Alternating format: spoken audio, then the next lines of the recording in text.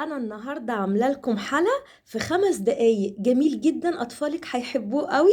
هو فطيره البلح الاسود، او ممكن كمان تضيفي التفاح المكرمل بالقرفه.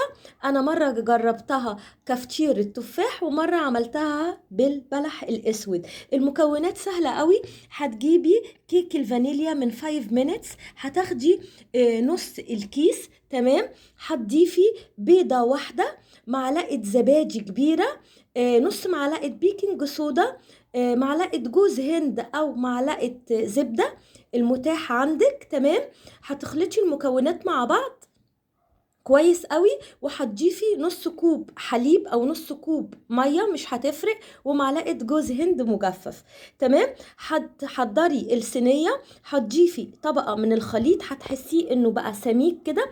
هتضيفي طبقه، بعدها ترصي البلح الاسود او ترصي التفاح المكرمل، وبعدها تضيفي الطبقه التانية. هيطلع بالشكل ده. تعالوا نجربه سوا. انا دي تاني مرة اعملها، عجبتني جدا جدا. بصوا جمال،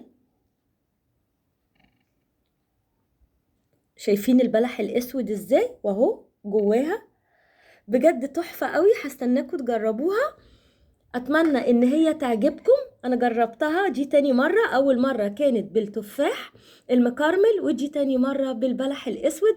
انا واثقة ان انتوا هتحبوها جدا، وهتتحضر في 5 دقايق فعلا. باي باي.